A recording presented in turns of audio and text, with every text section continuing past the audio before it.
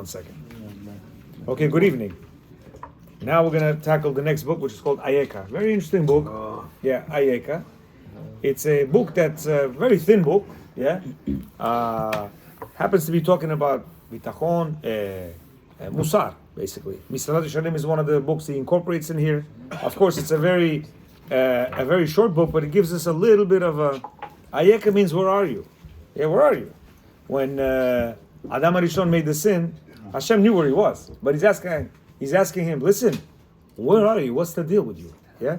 So we're on chapter 2, and it says like this: it should be clear and palatable, meaning you should know for a person what is his obligation in this world. Yeah. During each moment of real living, know your obligation, your duties, and your responsibilities in this world. Why? Because if you don't, it's going to be a little bit of a problem when we finish this story of 70, 80 years, that we have, and then we come up to the next phase of our lives, and we got caught with our hands in our pocket. It is evident that man keenly intuits his physical necessities. He's very mindful of the meals he eats, of the nutritional content, of the fabrics of his clothes and attire, to make sure he's matching. His living quarters, too, are built and furnished with very, very precise moldings, floors, couches. You're not just going to go in and say, okay, give me that, give me that. Whatever, painted blue, green, whatever you want. Jose, paint it whatever color you want. No, he says we carefully chooses. All the decisions are rendered to promote superior magnificence and quality. Correct? Every one of us, when it comes to us, we make sure that we do the best. Despite man's limitation, he persists with confidence. He invests much effort to procure wealth, glory for himself, and is ensuring generations, although his plans may fail. You hear what he says? He says we do everything, just try to build well, homes, houses, and we go straight forward, even though sometimes we fail.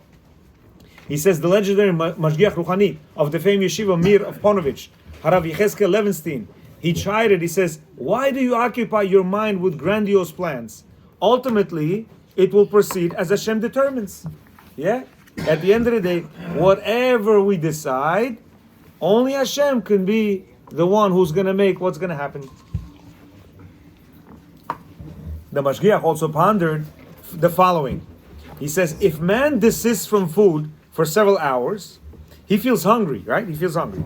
And when man lacks sleep, he feels very tired. He feels fatigued. Apparently, the human body seeks maintenance. How disparate is his reaction to a missed day of learning, where unfortunately, one day of neglect leads to another. He says when a person is hungry, he wants to eat, his body stomach starts growling. Same thing when you're sleepy, right? You didn't sleep for a long time, your eyes start closing. He goes, what if you don't learn for a day or two? He goes, nobody thinks about that. Because what happens, the day turns into 2, turns into a week, turns into a month, and slowly, Yesar gets you. Says when it comes to spiritual matters, many consider themselves delinquent and ignorant. Yet they rationalize, my brain is not wired for learning. My personality is influenced by deep-rooted habits and predispositions. How can I ever change? Many people use this excuse, and we mentioned already in one of the videos, that at the end of 120 years, Hashem is going to take us upstairs. He's going to say, Biojan Yudesh, come sit over here.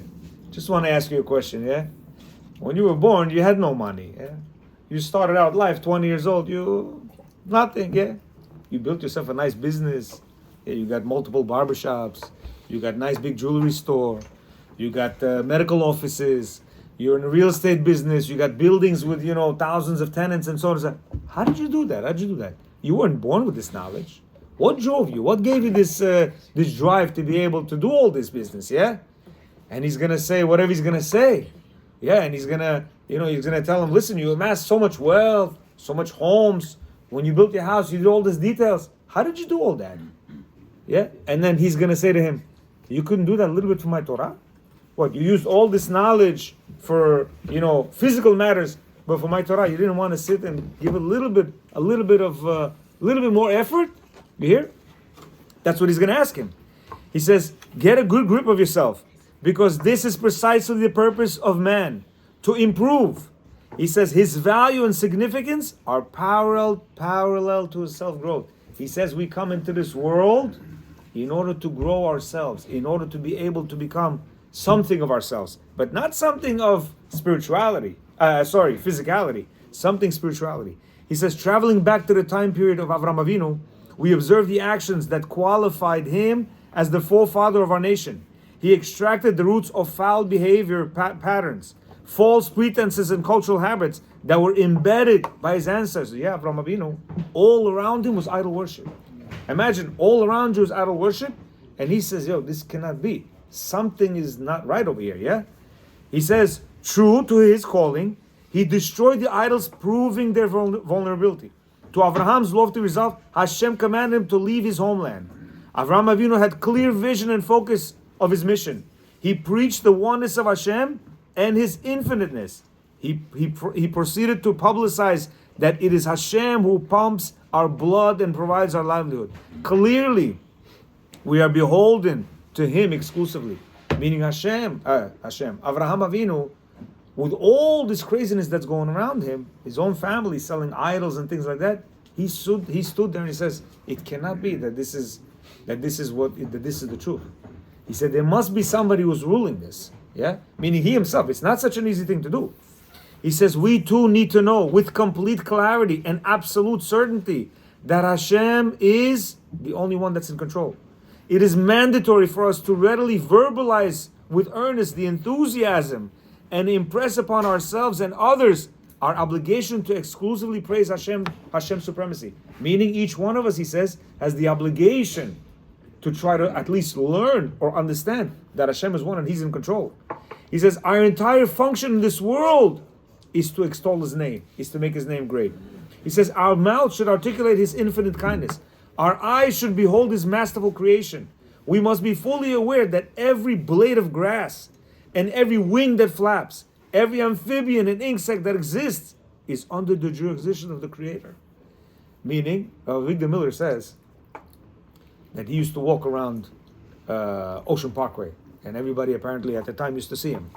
So he used to walk around, he used to look at the trees, used to look at the insects, what is this creation? Unbelievable creation. And he used to sit and ponder and think about this interesting bug. Like the other day I saw some colorful, looked like a spider, but it was not a spider, climbing a tree. It was just an interesting sight. Can you imagine? Hashem is in control of this little bug also as well. So he says we have to, each one of us, understand that every single blade of grass is providence of Hashem. And the resources and resilience of man, his bodily functions and thought process are all due to the mandate of his eternal power. Meaning if it wasn't Hashem, none of us would be able to function. Today, Baruch Hashem, first time in my life, I sold something to Israelis.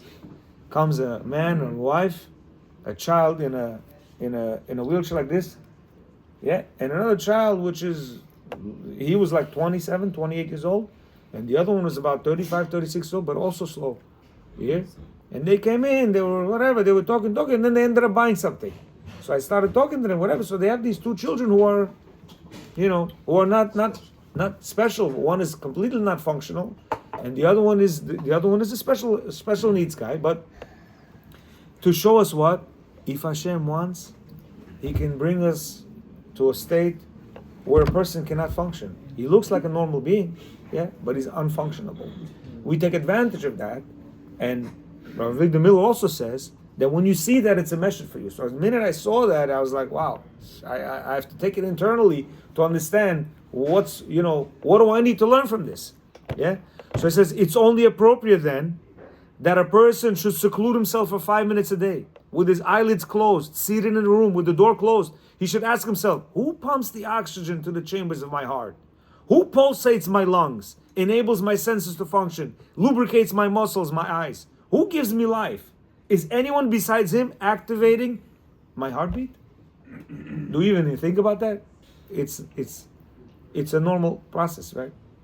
My brother knows, if Hashem wants it, whoop, 1 second, all of a sudden you start having shortness of breath and things are not working normally, yeah? So he says you have to sit 5 minutes a day. Every day we have to do this.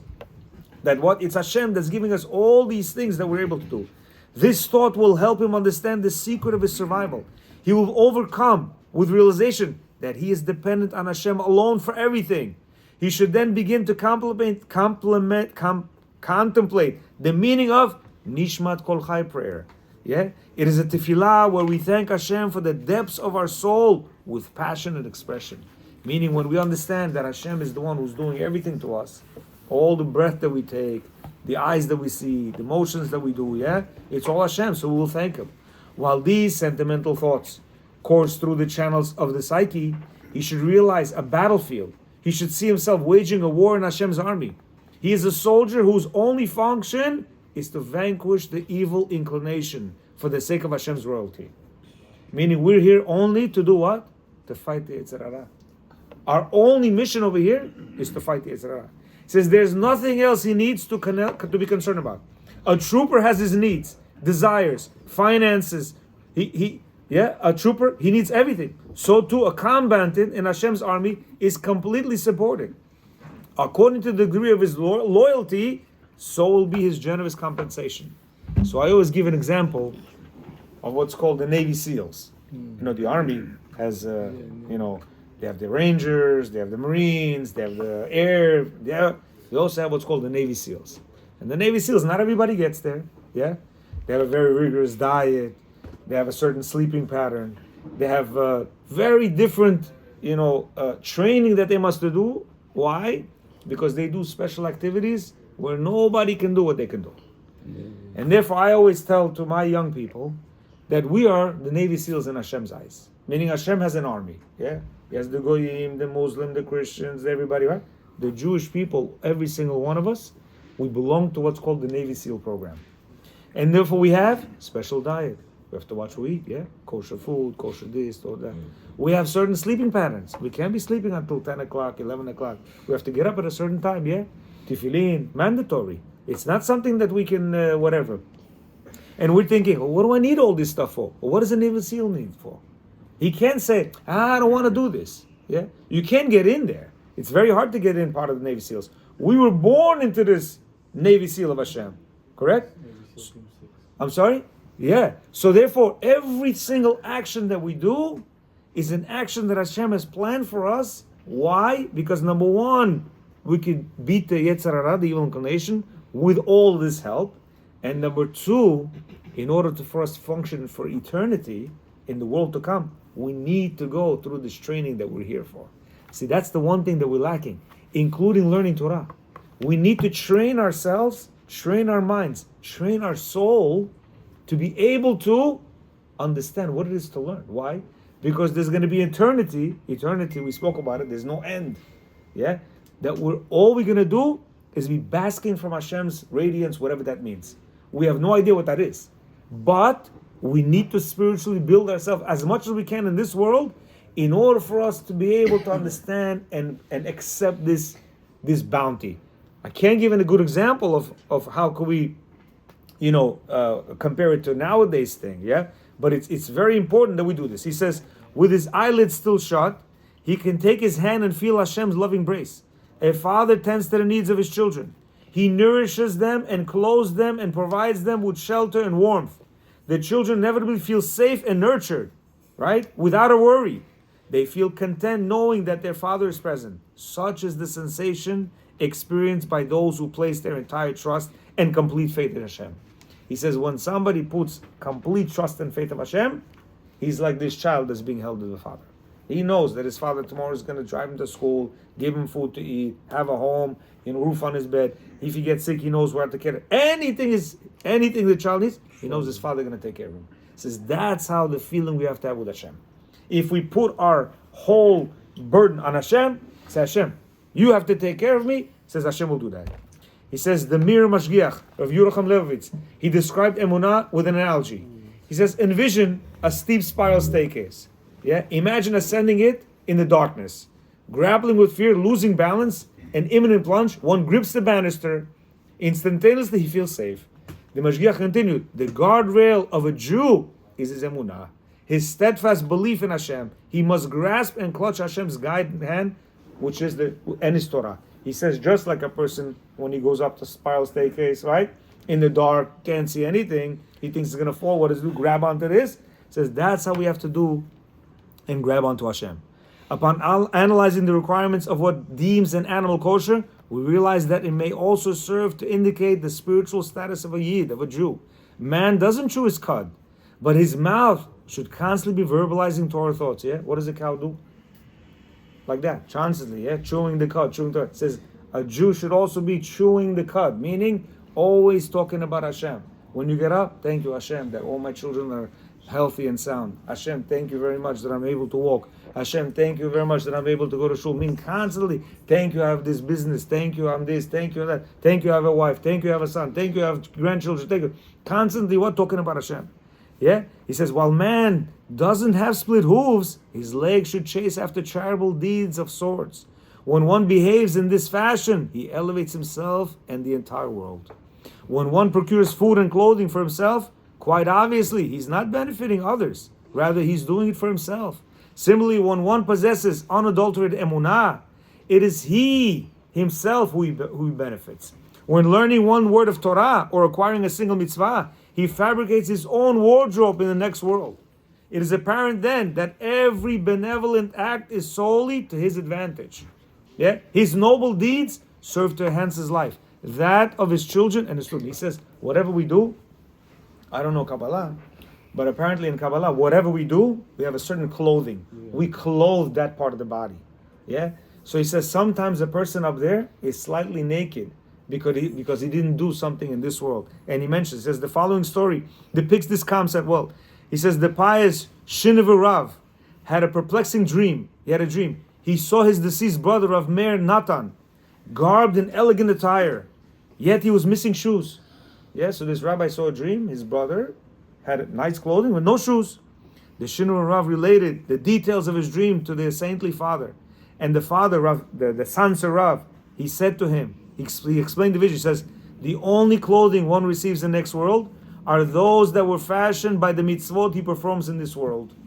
Shoes are crafted when one physically exerts himself to collect money on behalf of others.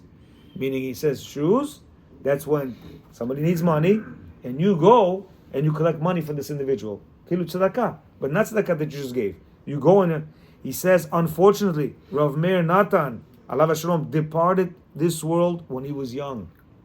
And he says, as such, he was unable to pursue this mitzvah of tzedakah. Thus he was barefoot. You hear?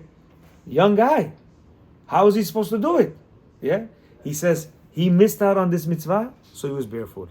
Evidently, actions in this world effectuate worthwhile reactions in both worlds.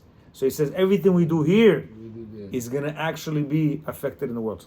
Says, when it is thoroughly clear to man that he cannot function without cleaving to Hashem and His Torah, and that this belief serves to elevate himself, his children and students, only then he has attained true emunah. Here, one more time. He says, when it is thoroughly clear to man that he cannot function without cleaving to Hashem and His Torah, and that this belief serves to elevate himself, his children and students.